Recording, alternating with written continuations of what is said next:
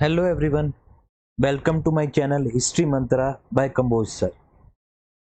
This is second video of important historical date series.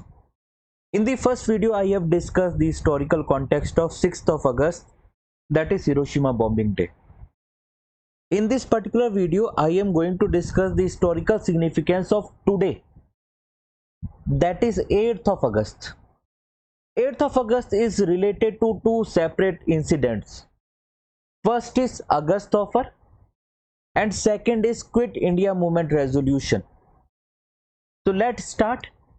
Before starting, let me introduce myself. My name is Pawan Kamboj and I have done my UGC NET in history with 99.3 percentile. I'm teaching from last 5+ years and I have mentored 1000+ students till date.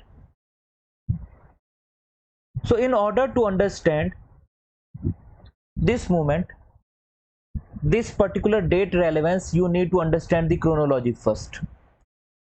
World war 2 की शुरुआत हुई 1 सितंबर को। 1 सितंबर को जब Hitler ने attack किया Poland के ऊपर।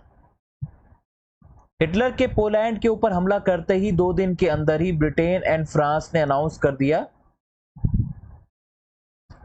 कि हम जर्मनी के खिलाफ, हम हिटलर के खिलाफ वर्ल्ड वॉर में जा रहे हैं।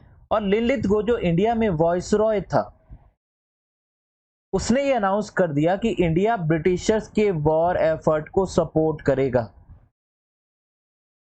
इंडिया ब्रिटिशर्स के वॉर एफर्ट को सपोर्ट करेगा। कांग्रेस और लिनलिथगो के बीच में कुछ नेगोशिएशंस चली। कांग्रेस ये कह रही थी कि हम सपोर्ट करने को तैयार है, लेकिन आप हमको कुछ कंसेशन दो, आप हमको कुछ चीजें प्रोवाइड करो, तभी हम आपको सपोर्ट करने को रेडी हैं। हम ब्रिटेन को सपोर्ट करने को रेडी हैं। लेकिन जब ब्रिटिशर्स ने कोई प्रॉपर आंसर नहीं दिया, कोई प्रॉपर चीज नहीं दी, तो जो मिनिस्ट्रीज काम कर रही थी अलग अलग स्टेट में, जो कि बनी थी 1936-37 के इलेक्शन के बाद, उन्होंने रिजाइन कर दिया। रिजाइन ये करके कर दिया कि हमारी कोई वैल्यू नहीं है। अगर हम इलेक्टेड गवर्नमेंट है तो हमारा स्टेक इस बात पे होना चाहिए कि इंडिया ब्रिटिशर्स के वॉर एफर्ट को सपोर्ट करता है या नहीं करता। लेकिन लिनलिथगो अकेले दम पे कैसे फैसला ले सकते हैं? सो 1939 से चीजें बढ़ते बढ़ते 1940s के मिड में पहुंची और जब जर्मनी ने फ्रांस पे कब्जा कर लिया, फ्रांस को डिस्ट्रॉय कर दिया 1 साल के अंदर ही। अब ब्रिटिशर्स को थोड़ा पैनिक हुआ। ब्रिटिशर्स को लगा कि अब वो वॉर हार सकते हैं और उनको एक रिसोर्सेज की जरूरत है, पैसे की जरूरत है, सोल्जर्स की जरूरत है, सबकी जरूरत है। इसीलिए उन्होंने एक ऑफर पेश किया जिसको कहते हैं अगस्त ऑफर। ये ऑफर दिया गया था इंडिया को कि हम आपकी कुछ डिमांड फुलफिल करने को रेडी हैं। आप ये अनाउंस करो कि आप हमारे वॉर एफर्ट में सपोर्ट करोगे। तो ये जो ऑफर दिया गया था, ये दिया गया था 8th ऑफ अगस्त को। ये 8th ऑफ अगस्त को ये जो पूरा ऑफर दिया गया था, इसका पहला रेलेवेंस यही है। तो कॉन्टेक्स्ट मैंने बताया, वर्ल्ड वॉर 2, लिनलिथगो का स्टेटमेंट, कांग्रेस की रेजिग्नेशन मिनिस्ट्री का, और उसके बाद फ्रांस का गिर जाना, फ्रांस का एक्सिस पावर के हाथों हार जाना। तो ब्रिटिशर्स को लगा कि अब उनका साथ ही कमजोर हो रहे हैं। तो इस पूरे बैकग्राउंड में ये सारी चीजें हो रही थी। और 1914 में विंस्टन चर्चिल, एक नया प्रधानमंत्री मिलता है ब्रिटेन को, तो उसका भी एक प्रेशर था कि आपको इंडिया से सपोर्ट लेके आना पड़ेगा। ब्रिटेन को भी खतरा था कि नाजी उस पर कब्जा करने वाले हैं, तो उसको सोल्जर चाहिए, रिसोर्स चाहिए, पैसा चाहिए, जो कि इंडिया से आता था। इंडिया उसके लिए डोरेमोन का वो पॉकेट था जिससे वो सारे गैजेट निकालता था, सारे पैसे, सारे रिसोर्सेज वहीं से आते थे। तो इसीलिए उन्होंने ये ऑफर दिया, अगस्त ऑफर। और इस ऑफर में पहली बार इंडियंस को एक तरीके से उनका राइट मिला कि वो अपना कॉन्स्टिट्यूशन पहले खुद फ्रेम कर सकते हैं, लेकिन कंडीशन ये थी कि वर्ल्ड वॉर के बाद। इसमें भी बड़े इफ एंड बट्स थे। एक्चुअल में क्या स्टेटमेंट्स थे, क्या प्रोविजंस थे, उनके बारे में बात करते हैं। ब्रिटिशर्स ने कहा कि एक रिप्रेजेंटेटिव इंडिया बॉडी बनेगी जो कि कॉन्स्टिट्यूशन को बनाएगी और डोमिनियन स्टेटस ऑब्जेक्टिव होगा उसका। ये डोमिनियन स्टेटस आप सबको दिमाग में याद रखना है, क्योंकि 1929 के लाहौर सेशन के बाद कांग्रेस ने इस डोमिनियन स्टेटस को लात मार दी थी, इसको रिजेक्ट कर दिया था। उससे पहले कांग्रेस की डिमांड एक्सेप्टेबल थी, कांग्रेस एक्सेप्ट कर सकती थी। लाहौर के सेशन के बाद कांग्रेस की एक ही डिमांड थी, पूर्ण स्वराज, कंप्लीट इंडिपेंडेंस। तो ये पहले ही ऐसा प्रोविजन था जिसके बाद ये तय था कि नहीं एक्सेप्टेंस होगा। दूसरा, वायसरॉय के एग्जीक्यूटिव काउंसिल बढ़ाने की बात की गई। बोला गया कि पहली बार इंडियंस ज्यादा होंगे एज कंपेयर टू व्हाइट्स, लेकिन डिफेंस, फाइनेंस और होम पोर्टफोलियो ब्रिटिशर्स के पास ही रहेगा, यानी जो भी इंपॉर्टेंट पोर्टफोलियो है वो उनके पास ही रहेंगे। एक वॉर एडवाइजरी काउंसिल बनाने की बात की गई जिसमें कुछ इंडियंस होंगे, जिसमें कुछ ब्रिटिशर्स होंगे, और वो मिलकर फैसला लेंगे कि जो इंडिया के रिसोर्सेज हैं, इंडिया की सोल्जर्स हैं, वो वॉर में कैसे पार्टिसिपेट करेंगे, कैसे पार्टिसिपेट नहीं करेंगे। माइनॉरिटीज को भी एश्योरेंस दिया गया कि उनके परमिशन के बिना कोई ट्रांसफर ऑफ पावर नहीं होगा, कोई भी ऐसा ट्रांसफर ऑफ पावर नहीं होगा जो उनको डायरेक्टली इफेक्ट करता हो या इंपैक्ट करता हो। और वायसरॉय ने भी ये भी कहा कि ये कोई भी गवर्नमेंट ऑफ इंडिया एक्ट का रिवीजन नहीं होगा। उन्होंने कहा कि अगला एक्ट तभी आएगा जब आईएनसी और मुस्लिम लीग अपने डिफरेंसेस को रिजॉल्व कर लेंगे। तो ये था अगस्त ऑफर और इसको रिजेक्ट होना तय था। इंडियन नेशनल कांग्रेस ने क्यों रिजेक्ट किया? डोमिनियन स्टेटस की मांग पे। इंडियन नेशनल कांग्रेस कह रही है कि ये जैसे डोरनेल की तरह डेड हो चुका है ये कॉन्सेप्ट, डोमिनियन स्टेटस हमको नहीं चाहिए। कल तक जब हमको चाहिए था 1929 तक, तब तक तुमने दिया नहीं, अब हम उस डिमांड से आगे बढ़ चुके हैं। इट्स लाइक कि जैसे प्रेमिका बोले ना कि मैं तुमको पसंद करती हूं पर एज अ फ्रेंड, तो प्रेमी क्या बोलता है, लड़का क्या बोलता है कि हमको एज अ फ्रेंड नहीं चाहिए, हमको जो चाहिए कंप्लीट चाहिए, आधा अधूरा कुछ नहीं चाहिए। इस तरीके से याद रखिएगा। मुस्लिम लीग ने भी इसको रिजेक्ट किया। मुस्लिम लीग ने कहा कि जब तक पार्टीशन की बात पक्की नहीं करोगे तब तक हमको कुछ और एक्सेप्ट नहीं है। महात्मा गांधी ने इसके खिलाफ इंडिविजुअल सत्याग्रह स्टार्ट किया जिसमें विनोबा भावे थे, नेहरू थे, ब्रह्मदत्त थे, और अलग अलग मूवमेंट स्टार्ट किए गए इसके रिटेलिएशन में, पर वो थोड़े लिमिटेड लेवल के मूवमेंट थे, इंडिविजुअल फोकस मूवमेंट थे, क्योंकि गांधी जी नहीं चाहते थे कि ब्रिटिशर्स के वॉर एफर्ट के टाइम पीरियड में इस तरीके के कोई पैन इंडिया लेवल के मूवमेंट लॉन्च किए जाए। तो ये थी अगस्त ऑफर की कहानी।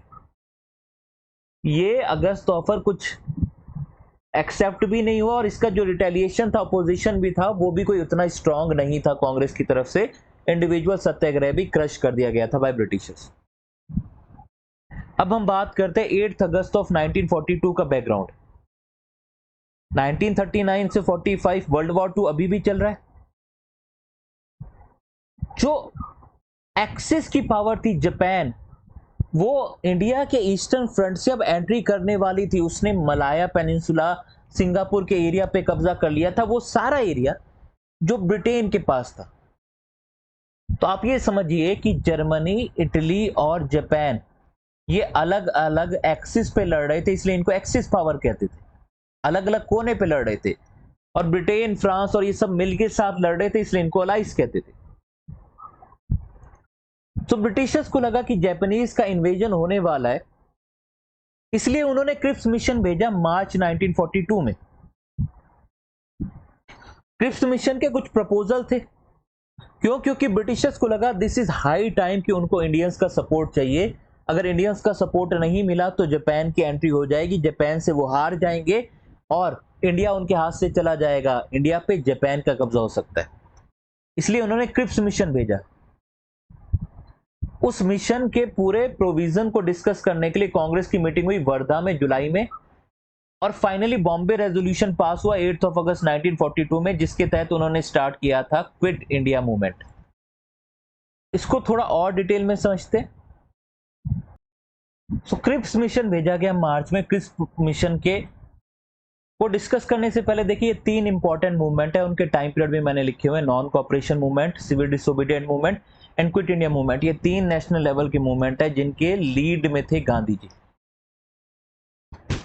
तो देखिए क्विट इंडिया रेजोल्यूशन ये क्रिप्स मिशन के खिलाफ आया। ये वर्धा में जुलाई में पेश किया गया था। अब देखिए क्रिप्स मिशन की प्रॉब्लम क्या थी। क्रिप्स मिशन के बारे में अगर मैं आपको थोड़ा सा बताऊं तो स्टैफोर्ड क्रिप्स के अंडर में भेजा गया था। इसमें भी वही सेम बातें लगभग रिपीट की गई थी जो एक तरीके से अगस्त ऑफर में ब्रिटिशर्स पेश कर चुके थे। क्रिप्स मिशन के प्रपोजल कुछ इस तरीके से थे कि इन्होंने बोला कि डोमिनियन स्टेटस दे देंगे, इंडिया कॉमनवेल्थ का पार्ट होगा, लेकिन इंडिया का डिफेंस सेक्टर ब्रिटिश के कंट्रोल में रहेगा, गवर्नर जनरल की पावर प्रिजर्व की जाएंगी, कॉन्स्टिट्यूशन बनाने की पावर दी गई। बोला गया कि कॉन्स्टिट्यूशन के कुछ मेंबर पार्टली इलेक्टेड होंगे और कुछ पार्टली नॉमिनेटेड होंगे। पर इसमें एक पॉइंट लिखा गया कि अगर कोई भी स्टेट अलग होना चाहता है, यूनियन से अलग सेपरेट होना चाहता है, तो उसको अलाउ होगा। यानी अगर बोले कोई उत्तर प्रदेश या बिहार या महाराष्ट्र या यूनाइटेड प्रोविंस सहरा में कि हमको सेपरेट जाना है, तो उनको ये पावर होगी कि वो सेपरेट जा सकता है। और दूसरा, ये मिशन इस तरीके से फ्रेम किया जाएगा कि ब्रिटिश गवर्नमेंट और जो भी पार्टीज हैं वो नेगोशिएट करेंगी कि किस तरीके से पावर ट्रांसफर करनी है। तो कुल मिला के सेम वही बातें रिपीट हो रही हैं कि हाँ जी, डोमिनियन स्टेटस, लेकिन सबसे बड़ा पॉइंट ये है कि आप एक स्टेट को अलग होने की पावर दे रहे हो।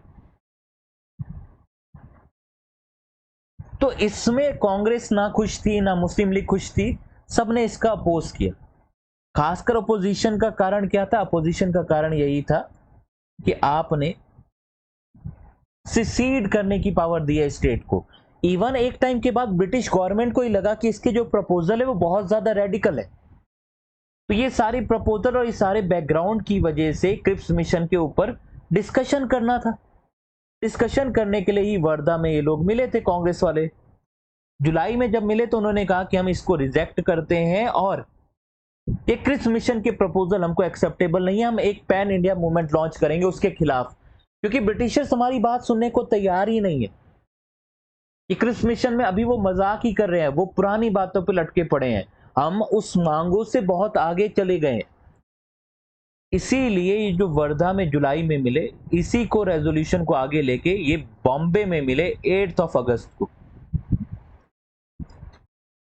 वर्धा में इन लोगों ने डिसाइड किया था कि एक पैन इंडिया मूवमेंट लॉन्च करेंगे जिसका नाम है क्विट इंडिया मूवमेंट, क्योंकि ब्रिटिशर्स को अब इंडिया छोड़ के जाना ही पड़ेगा। ब्रिटिशर्स का बहुत हो गया, they need to leave our country. तो उसका रेजोल्यूशन जो फाइनल साइन हुआ था वो 8 अगस्त ग्वालियर टैंक मैदान से अनाउंस किया गया था। बॉम्बे में है ये टैंक मैदान, जिसको अब अगस्त क्रांति मैदान कहते हैं। तो ये है दूसरा रेलेवेंस, ये जब किया गया था 8 अगस्त। अब इसमें दो अलग अलग डेट निकल के आती है। कई जगह क्विट इंडिया मूवमेंट की स्टार्टिंग डेट 9 अगस्त लिखी रहती है, कई जगह 8 अगस्त लिखी रहती है। तो हुआ क्या, ये 8 अगस्त को ये पूरा रेजोल्यूशन जैसे ही पास हुआ तो अगले दिन ये पूरा मूवमेंट स्टार्ट होना था, लेकिन उससे पहले ही सारे कांग्रेस के लीडर को अरेस्ट कर लिया था ब्रिटिशर्स ने। तो इसीलिए वो 8 की मिडनाइट को अरुणा असफ अली जी ने झंडा फहराया था और जिसके बाद ये पूरा मूवमेंट स्टार्ट किया गया था, इस तरीके से माना जाता है। तो 8 और 9 अगस्त का डेट का ये कंफ्यूजन था एक तरीके का, पर 8 अगस्त का अपने आप में एक रेलेवेंस है और ये आप पीआईबी यानी ऑफिशियल गवर्नमेंट की वेबसाइट्स पे भी देख सकते हैं ये डेट को। तो इस डेट को quit India movement resolution pass किया गया और क्विट इंडिया मूवमेंट की एक तरीके से स्टार्टिंग का अनाउंस कर दिया गया, बिगुल फूंक दिया गया। तो ये थे 8 अगस्त के दो रेलेवेंस, दो रेफरेंस। क्विट इंडिया मूवमेंट चलता रहा, कुछ टाइम के बाद ये भी फेल हो गया 1944 में। फेल हुआ अपने डिजायर्ड आउटकम को हासिल करने में, लेकिन इसने बहुत इंपॉर्टेंट इंपैक्ट डाला। वो इंपैक्ट क्या डाला वो कभी हम किसी और वीडियो में डाले पढ़ेंगे। इस वीडियो के लिए अभी इतना ही। इस वीडियो में हमने दो इंपॉर्टेंट कॉन्टेक्स्ट डिस्कस किए। आप लोगों को बस ये याद रखना है 8 अगस्त दो इंपॉर्टेंट चीजों से जुड़ा हुआ है। एक अगस्त ऑफर से जुड़ा हुआ है जो कि आया था, ब्रिटिशर्स को सपोर्ट चाहिए था। सपोर्ट किस लिए चाहिए था? वर्ल्ड वॉर 2 में चाहिए था। देन दूसरा है क्विट इंडिया मूवमेंट का रेजोल्यूशन जो कि आया था फेलियर ऑफ क्रिप्स मिशन के बाद। क्रिप्स मिशन क्यों आया था? क्योंकि जापान की एंट्री हो रही थी। और जापान की एंट्री क्यों हो रही थी? क्योंकि वर्ल्ड वॉर 2 चल रहा था। तो दोनों का कॉन्टेक्स्ट वर्ल्ड वॉर 2 से ही जुड़ा हुआ है और दोनों 8 अगस्त से जुड़ी हुई हैं, एक 1940 एक 1942। उम्मीद है ये वीडियो आप लोगों को अच्छी लगी होगी। कोई डाउट हो, कोई क्वेरी हो, प्लीज पूछ लीजिएगा। ऐसी और बहुत सारी इंपॉर्टेंट वीडियोस आती रहेंगी। जिन लोगों ने हिरोशिमा बॉम्बिंग वाली वीडियो नहीं देखी आप वो देख सकते हैं। Okay, thank you everyone. Like करिएगा, कमेंट करिएगा अपने रिव्यूज को और सब्सक्राइब करिएगा चैनल को। Thank you everyone.